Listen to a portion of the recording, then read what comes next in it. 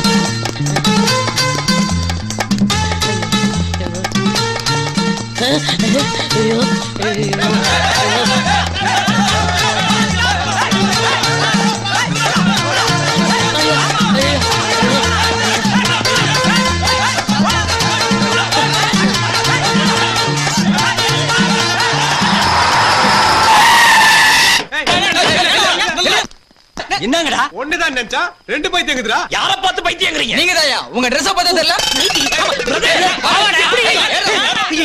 உருங்க டேய் டேய் உருங்க டேய் சொன்னா இடுங்க டேய் விடுங்க.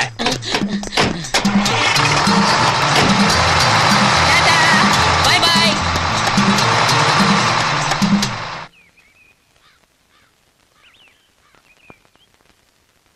சீ இந்த நிலைமை தேவையா? எல்லாம் உங்க தப்பு தான். என்ன ஏன் தப்பு? அப்புறம் அந்த பொண்ணு பைத்தியம்னு என்ன பேப்பர்ல போட்டுக்க நீ என்கிட்ட சொல்லிருக்கலாம் இல்லையா? சொன்னா என்ன பண்ணிருப்ப? கன்சியூமர் கோர்ட் போய் அட சும்மா இருப்பா. கன்சியூமர் கோர்ட்டா உன் தொல்லை தாங்க முடியல. ஐயோ சத்தம் போட்டீங்க பெஞ்ச் மேல நிக்க வச்சிருவேன். பிரதர் இது ஏதோ வாத்தியார் பைத்தியம். அதான் பெஞ்ச் மேல நிக்க சொல்லுங்க. எங்க ஏபிசிடி சொல்லுங்க. ஏபிசிடி போய்டா. டேய் என் பொண்டாட்டி போடா நீ என்ன கட்ட டேய் அவரா டேய் என் பொண்டாட்டி போவாடா. அவர்ட்ட குடுங்க பிரதர். இல்ல பிரதர் வேறீங்களா நீங்க?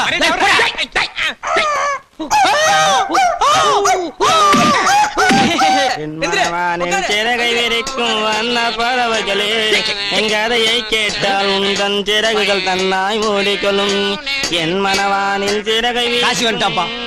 நான் இந்த ஒரு லைனை பாடித்தாப்பா ராத்திரி பூரா தூங்குடாம பண்ணிட்டான். பிரதர் இது சரிப்பட்டு வர்றதா தெரியல. இனி இவனுக்கு ரூட்ல பூந்து அடிச்சா தான் சரியா வரும். ஆமா பொதுவாக எம் மனசு தங்க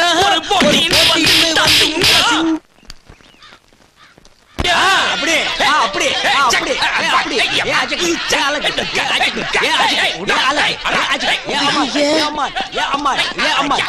பாத்தீங்களாம்மா இவங்களை போய் பைத்தியம் இல்லன்றீங்களே, எப்படி நம்பி இவங்களை வெளியே வர்றது? கொஞ்சம் இருங்க டாக்டர், நான் என் பையன் கிட்ட பேசிக்கிறேன். டேய் சிவராமகிருஷ்ணா அம்மா அம்மா நல்ல வேளை வந்தம்மா. இன்னும் கொஞ்ச நேரம் இங்க இருந்திருந்தா உண்மையிலே பைத்தியம் முடிச்சிருக்கும். ஆமா மம்மி. பாத்தீங்களா டாக்டர், என் புள்ள எவ்வளவு தெளிவா பேசுறான். அவனை போய் பைத்தியங்கிறீங்களே, முதல்ல அவனை வெளியில விடுங்க. என்னது அவர் மட்டும் வெளியே எடுக்கணுமா? அப்ப நான் உள்ள இருக்கணுமா?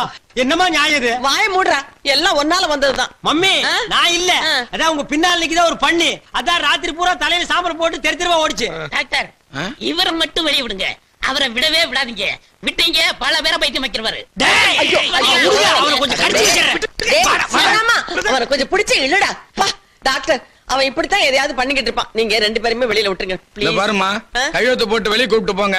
நாளைக்கு ஏதாவது பிரச்சனைனா நீங்க தான் பொறுப்பு. நான் பாத்துக்கிறேன். அவங்க பொறுப்பேத்துக்கணும். ஆமா நீங்க பண்றதெல்லாம் பண்ணுவீங்க, நாங்க பொறுப்படுத்திக்கணும். வாங்க டாக்டர், நான் கையெழுத்து போட்டு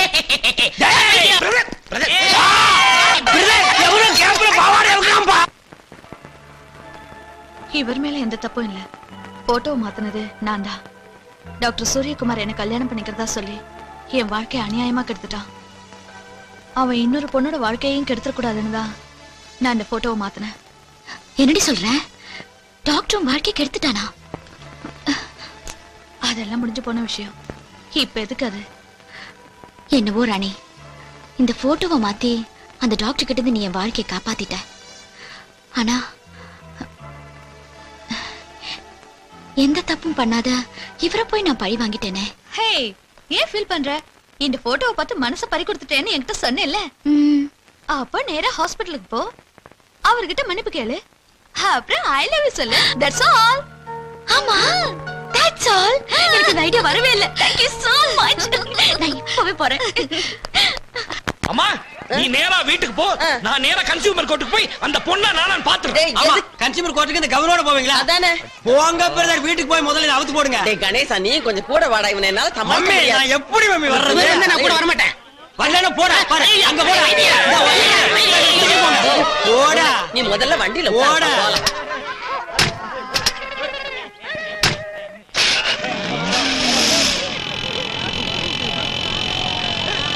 இங்க சார். கணேஷ் சார். அவன் இல்ல. ஐயோ சார். சார் தாக்குங்க. ஐயோ சார், அந்த மிஸ்டர் சிவராமகிருஷ்ணன் எங்க சார்? ஏன் இங்க தள்ளுந்து பார்த்தாதுன்னு வேற எங்காவது கொண்டு போய் தள்ள போறியா? ஐயோ, ஐம் வெரி சாரி சார். உங்களுக்கு அவருக்கு நான் ரொம்ப சிரமம் கொடுத்துட்டேன். ஊர்ல இருந்து என் ஃப்ரெண்டு ராணி வந்த பிறகுதான் உண்மை எல்லாம் எனக்கு தெரிய வந்தது. என்ன உண்மை? போட்டோ அனுப்பி என் கல்யாணம் நின்னதே சிவராமகிருஷ்ணால தான் நான் இவ்வளவு நாளா நினைச்சிட்டு இருந்தேன். ஆனா அந்த போட்டோ மாத்தி அனுப்புனதே என் ஃப்ரெண்டு ராணி தான் எனக்கு இப்பதான் தெரிய வந்தது. அது மட்டும் இல்ல சார், தேன்மொழிங்கிற புனை பேர்ல நான் அடிக்கடி கவிதை எழுதுவேன். அந்த கவிதையை பாராட்டி ஒரு ரசிகர் எனக்கு அடிக்கடி போன் பண்ணுவாரு. அந்த ரசிகர் கூட இந்த சிவராமகிருஷ்ணன் தான் எனக்கு இப்பதான் தெரிய வந்தது. ஓ, அந்த தேன்மொழி நீங்க தானா? என்னம்மா போனும் மணிக்கணக்கில பேசுவீங்களே. அப்ப சார், நான் நாளைக்கு பட்டிமன்றத்துல கூட நான் அவர் பேர் தான் கொடுத்திருக்கேன். நாங்க 2 பேரும் தான் நாளைக்கு பேச போறோம். அப்படியா? அதுக்கு முன்னாடி அவர்கிட்ட கொஞ்சம் மன்னிப்பு கேட்கணும். மன்னிப்பு கேட்க போறீங்களா? பயர் மாதிரி போயிருக்காரு. இப்போ உங்களை பார்த்தா பத்தி எரிச்சிருவாரு. நான் ஈவினிங் மேட்டர் சொல்லி அவரை கூல் டவுன் பண்றேன். அப்புறம் வந்து மன்னிப்பு கேட்க. அப்புறம் இந்த தட்டி மன்றம் சொன்னீங்களே, அது எப்போ? ஐயோ, பட்டிமன்றம் சார். ஓ, பட்டிமன்றமா? ஞாயிற்றுக்கிழமையான நிறைய மன்றங்கள் நடக்குது, அதனால கேட்டேன். அதையும் சொல்றேன். ரொம்ப thanks sir. Thank you sir. நீங்க எங்க நிக்கிறீங்க? இப்படியே எப்படிங்க போறது? எவனாவது பேண்ட் கொண்டு வந்து கொடுத்தானா மாட்டிட்டு போலான்னு பாக்குறேன். Correct sir. எப்படி நான் வீட்டுக்கு தானே போறேன், வாங்க நான் டிராப் பண்றேன். எதுக்கு? எனக்கு இன்னும் மீட்டர் என்ன கட் பண்ண சொல்வா? இல்ல சார், நானே கட் பண்றேன். அப்படியா? Thank you. எடா ஆட்டோவே விடுமா, அவ மேல மான நஷ்ட வழக்கு போடாம விடவே மாட்டேன். சிவராமா, சாட்சி கையெழுத்து நான் போடுறேன். டேய், கூட வந்து அவன் கோவத்தை குறைப்பேன்னு பார்த்தா இன்னும் கொஞ்சம் ஏத்தி விடுறியே. அடிமடியில ஆந்தைய கட்டிக்கிட்டு வந்த மாதிரி இவனையே கூட்டிட்டு வந்ததுக்கு அப்புறம் தான் தெரியும். Stop it. விடுங்க. ஆளாளுக்கு அவர் ஏன் ஜவுமுட்டா மாதிரி பிடிச்சிட்டு இருக்கீங்க? பின்ன என்னடா, சும்மா இருக்கிறவனையும் அந்த பொண்ணை போய் பழிவாங்கன்னு தூபம் பண்றான்டா இவன். ஏண்டா, தூபம் போடுறதுக்கு என்ன மவுண்ட் ரோடு தர்க்கவாடா? தூபம் போடுறத பத்தி நீ யாருகிட்ட பேசுற? அவன் கையால போட்டான்னா இவன் கரண்டியாலேயே போடுவான். ஏய் டாடி, அந்த ஜிப் வாயை மூடிக்க. மிஸ்டர் சிவராமன், இனிமே அந்த பொண்ணுக்காக நீங்க கோர்ட்டுக்கு போக வேண்டிய அவசியமே இல்லை. ஏன் பிரதர்? ஏன் உங்களை பைத்தியம்னு பேப்பர்ல போட்ட காயத்ரி, நீங்க அடிக்கடி கவிதையை பாராட்டி பேசுவீங்களே தேன்மொழிங்கிற ஒரு பொண்ணு கிட்ட போன்ல.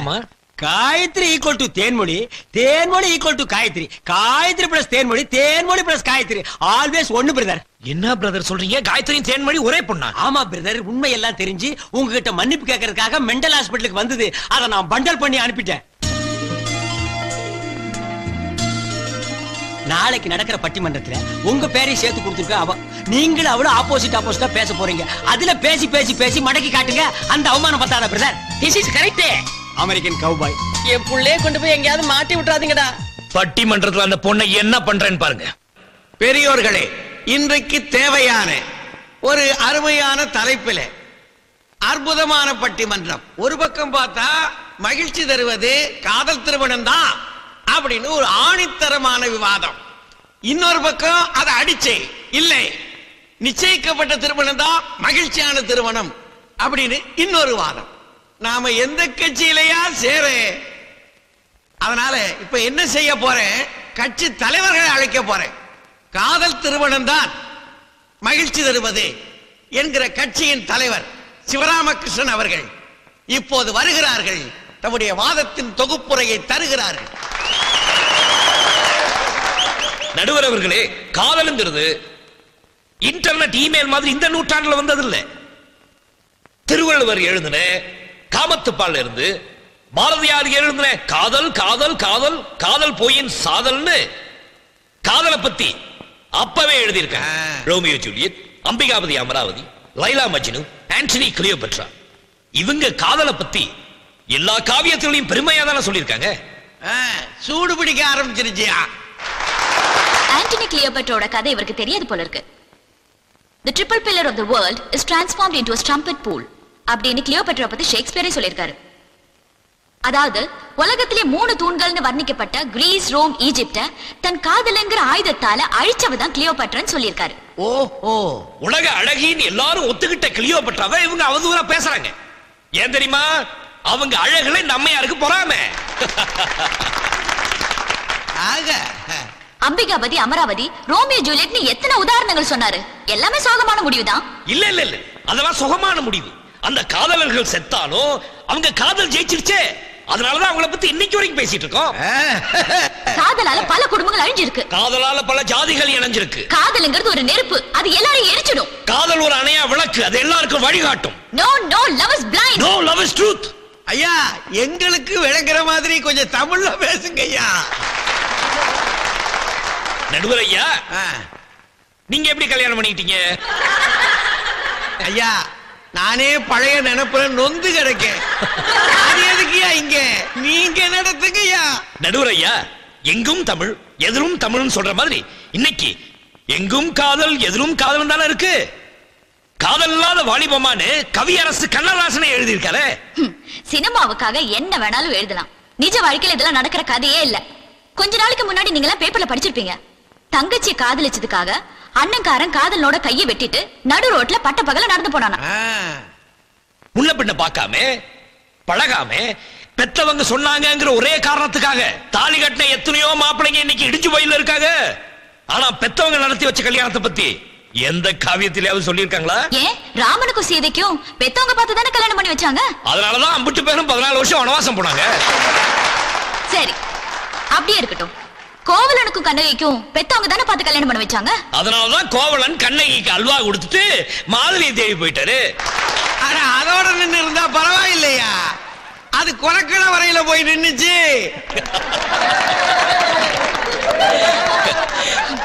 காதல்ங்கிறது நம்ம கலாச்சாரத்துக்கு ஒத்து வராத ஒரு விஷயம். ஏன் ஒத்து வராது? நாடு விட்டு நாடு காதல்னு சொன்னா நம்ம நாட்டு பிரதமரா இருந்த ராஜீவ் காந்தி, சோனியா காந்தியை சொல்லலாம். அதே மாதிரி ஸ்டேட் விட்டு ஸ்டேட் காதல் எத்தனையோ பேர் உதாரணமா சொல்லலாம். மொத்தத்துல காதல் இல்லாத நாடே இல்லை. உலகம் இருக்கிற வரைக்கும் காதல் அழியாது. காதல் திருமணம் வாழணும், காதல் திருமணம் வளரணும், காதல் திருமணம் ஜெயிக்கணும்.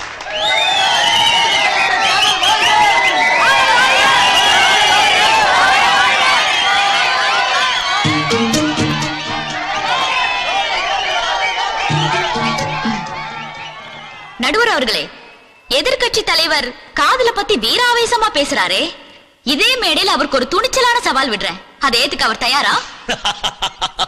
சவாலை ஏத்துக்கிறது எனக்கு சக்கரை பொங்கல் சாப்பிடுற மாதிரி. நடுவர் அவர்களே, விட சொல்லுங்க. சிங்கக்குட்டி. நடுவர் அவர்களே, என் ஜாதி என்ன, என் மதம் என்னன்னு அவருக்கு தெரியாது. அதே மாதிரி இவரை பத்தி எனக்கும் தெரியாது. இப்ப இவரை நான் காதலிக்கிறேன். இதே மேடையில் என்ன கல்யாணம் பண்ணிக்க இவர் தயாரா இருக்காரா? இது டூ மச். பொண்ணு ரொம்ப விவரமான ஆளுதாயா. நாரடி. நோ நோ நோ நடுவர் அவர்களே, இவர்கள் டாபிக்கை வேற திசையாக மாத்தி என்னென்னமோ பேசுகிறார்கள். நீங்க தயவு செய்து அவரை அடக்குங்கள். என்னையா இது? அவங்க ஒரு சொல்லம்பு விட்டு இருக்காங்க, நீங்க ஒரு வில்லம்பு போட்டு அடக்குங்க, அல்லது ஒரு சொல்லம்பு போட்டு மடக்குங்க. ஐயோ, பாத்தீங்களா, தனக்குன்னு ஒரு பிரச்சனை வந்து தப்பிக்க பாக்குறாரு. நீங்க தானே சவால் விட்டீங்க. அதெல்லாம் இல்ல, நீங்க தான் என்னென்னமோ பேசிட்டு இருக்கீங்க. அதெல்லாம் ஒத்துக்க முடியாது. கல்யாணம் பண்ணிக்க முடியாதுன்னா சவாலை தோத்துட்டேன்னு சொல்லுங்க. இது உனக்கு மட்டும் விட்ட சவால் இல்ல, இந்த ஆண் வர்க்கத்துக்கே விட்ட சவால். இந்த கல்யாணத்துக்கு நீங்க ஒத்துக்கோங்க தலைவா, ஒத்துக்கோங்க தலைவா.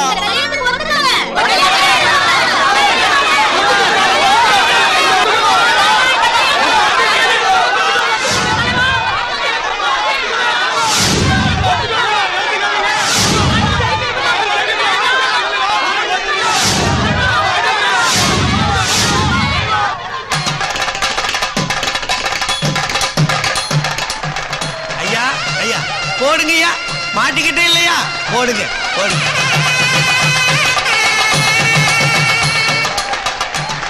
ஐயா, இப்படி நானு ஒரு பட்டிமன்றமும் நடத்துறது இல்லையா. இப்ப நான் கொடுக்க போறது ஏன் தீர்ப்பு இல்லையா, ஒரு பொண்ணு திட்டமிட்டே வந்த தீர்மானம். என்ன செய்ய? தமிழ் உணர்வுள்ள தம்பி சிவராமகிருஷ்ணனும் காயத்ரியும் வாழ்க வளர்க என்று வாழ்த்தி நன்றி கூறி விடைபெறுகிறேன். வணக்கம்.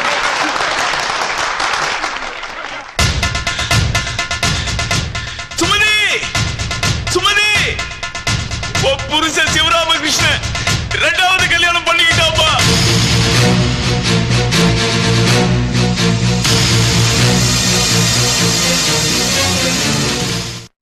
அவ்வளவுதான் காட்ட முடியும், அதுக்கு மேல காட்ட முடியாது. மத்த கம்பெனிகள் காட்டலாம், ஆனா எங்க கம்பெனி காட்டாது.